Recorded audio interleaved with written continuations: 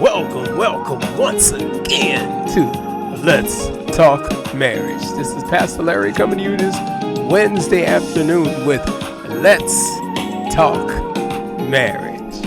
All right. I hope everyone is doing well. If you woke up this morning, you are doing well. All right, we're going to get right on into our program. And we're going to be talking about on our program is having an unshakable hope for your marriage. Let your heart have an unshakable hope for your marriage. Without a doubt, the dream of a happy marriage is one of the most consistent longing of the human heart. Forget about what you hear in the news and on TV and movies and things like that. All of our dream is to have a healthy, unshakable marriage. In order to do so, there's things that we have to do. There's things we have to abide by in the marriage. Because when you're in the marriage, you have to put your all in all into it, as well as receive from the marriage. You should be receiving as well as giving into your marriage. And again, without a doubt, that's one of the dreams, is to have a healthy marriage. We want our marriage to be, we want to marry your best friend. That's why we talked about many times on the program about your soulmate. And your soulmate should be your best friend. It should, you should be able to talk to them about everything and anything. And you should not have to go outside of your marriage to talk to someone and bring in a third party, unless you're having issues in your marriage. You seek counseling, that's different. But you should be able to speak or talk to your spouse about anything in the marriage, and it should not cause any conflicts.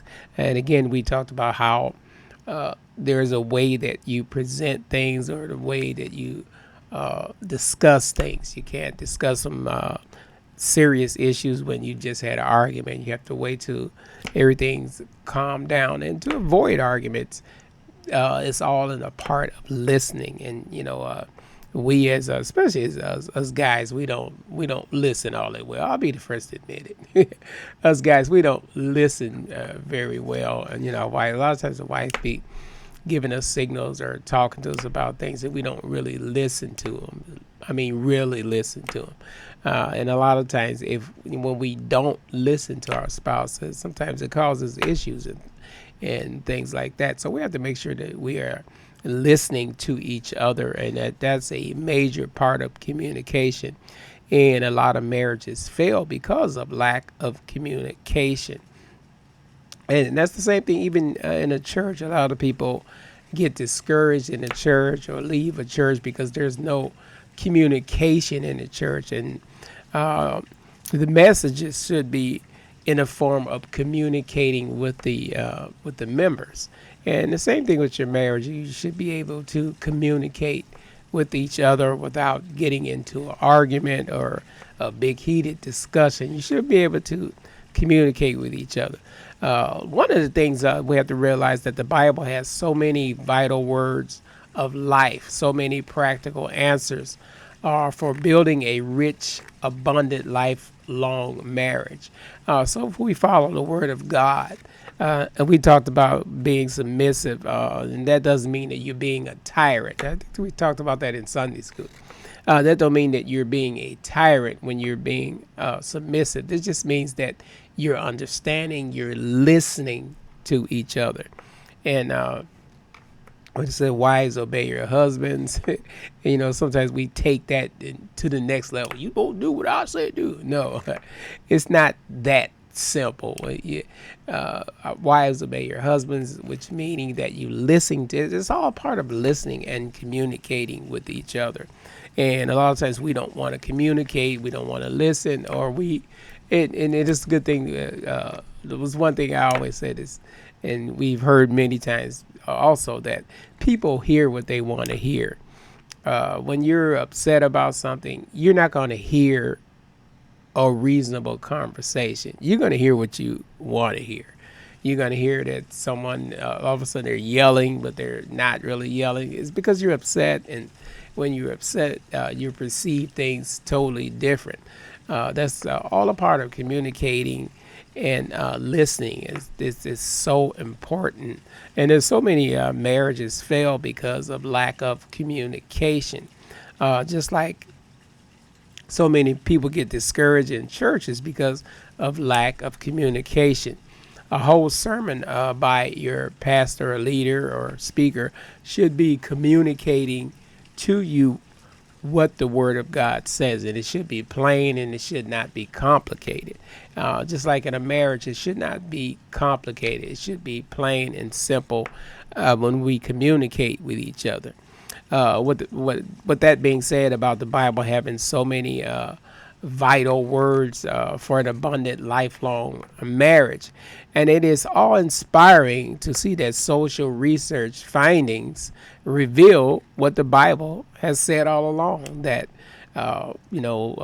following the Word of God and having a healthy marriage. Get rid of the negativity in your marriage. You shouldn't be stop going back to old things that happened. We're real quick or real fast to remember something that's negative. We talked about that a lot of times on the programs. It's real easy to remember negative stuff because it gets embedded in your mind when something negative happened.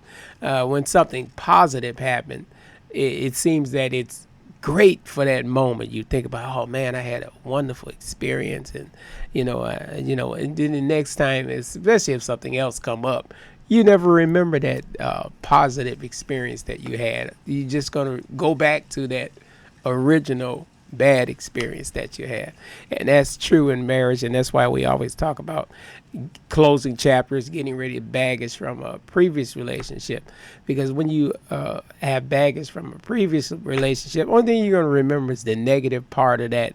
Even when you go into a positive or a wonderful marriage, you're going to be looking back at what happened in the negative relationship, and you're not going to be able to move forward.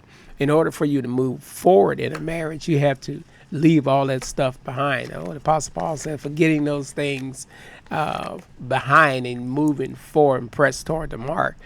We have that mark to press toward in our marriage as well, to have a healthy and long-lasting marriage.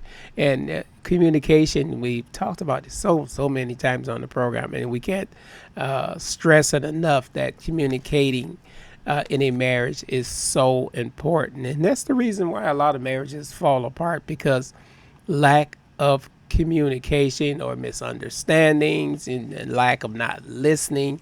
Because when you listen properly, you get the full understanding of the situation.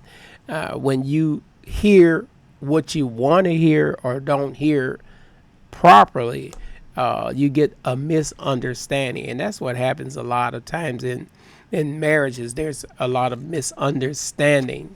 The wife wants to express herself. She might not know how to express it, or it might be the wrong time to express herself, and that's why I always say on the program to make sure that we continually encourage each other as in a marriage.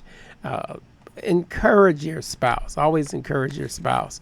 And then there come times when you have to give your critique on things, but make sure you pick the right time, the right moment, and figure out a way to say it, because sometimes, like we said before, just because it's right doesn't mean it's the right time. It's all in the timing. Communication is all part of timing. Because if you say something, you could say something very clear to someone, but if they have something else on their mind, they're not going to hear anything you're saying. That's why when you're in church, you have so many things before you get to the Word of God. And one of the things that you have is you might have, you have prayer first, you have the reading of the Word first, to get you in the mood or in the mode to listen, to open up your hearts to listen to the Word of God. Because if you just came into church and you went straight to the Word of God, most of the time people are not going to hear what you're saying, because first of all, your mind is on how you got there, all the red lights that you had to go through, and the one that you ran, or how late your spouse made you, and and things of that nature is going to be on your mind when you first get there. That's why you have to have prayer, you have Sunday school to build up to where your heart is open and your mind is open to receive. And that's the same thing in a marriage. You have to make sure that you build up and leave those things behind that cause hindrance in your marriage, and those things that were from a previous relationship. Don't think that things from your previous relationship, uh, don't look for it in your new marriage, because a lot of times we look for negative stuff. Just like if you went to a store and had a negative experience. Let's say you went to McDonald's, you had a negative experience at McDonald's. You'll go to a totally new McDonald's, but you'll be looking for that same negative experience as soon as you walk there. Watch, my food gonna be cold, and you're gonna be looking for that in a new McDonald's. But when you're in a new marriage, if you had a previous relationship that was bad, don't look for that negativity to be in that new marriage. Make sure you communicate, and communication is so important, and we can't stress it enough on the program here that communication is important, even in your spiritual life. We have ears, but we don't listen, and that's a big part of communication is we don't listen. We heard this phrase before. People hear what they want to hear. You could have plain instructions somewhere, and people totally miss it. Half the people miss it. Like, for instance, when you walk up to a door, most of the time it'll tell you whether to pull or push. But most of the time you don't even notice that you go to pull it on the door, and it plainly tell you to push. And sometimes they tell you to pull, and you be pushing on the door, because our mind is on one thing. Our mind is on, we see through the door and we want to get to the other side. And that's the same thing in a marriage. We see what we want to see in a marriage, and we see where we want to go, but because we're not paying attention or not listening, we miss the mark on how to get to where we want to go. And we want to have an unshakable hope for our marriage. And we should always have that in our hearts, that unshakable hope in our marriage. And our marriage will be fruitful. And again, we mentioned also on the program that your kids notice things in your marriage. You want them to, because we have a whole new breed of young people these days. It's not like it was when we were coming up. This is a whole new breed of people, and you have to approach them in a different way. That's why when my wife and I counsel with people, we notice the difference between the new generation and the old generation. The new generation, they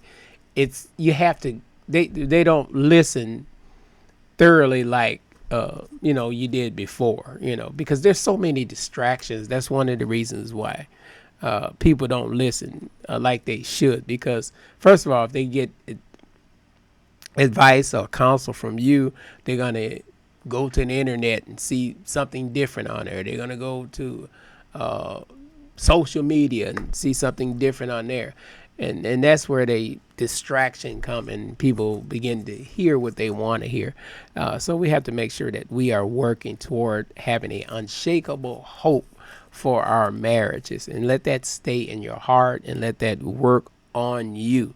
And you work on, don't always look to, he's not doing what he should do. Work on things together. That's one of the things my wife and I think we're pretty good at working together on things and situations sometimes. Like most men, sometimes I don't listen, but for the most part, I try to make sure if I don't listen, I try to make sure I come back and open my ears and listen, because we are all like that, especially as men, because it's in us to, just like, for instance, when we putting something together, we'll look at the picture but not the instructions. And sometimes you can put something together by looking at the picture, but for the most part, you have to read the instructions in order to get it right. Because if you look at the picture and put it together, they're going to be all sorts of pieces and screws and stuff left out. And that's what we do in us men, we do in a marriage. We'll look at the picture, but not the instructions. And the instructions is part of listening.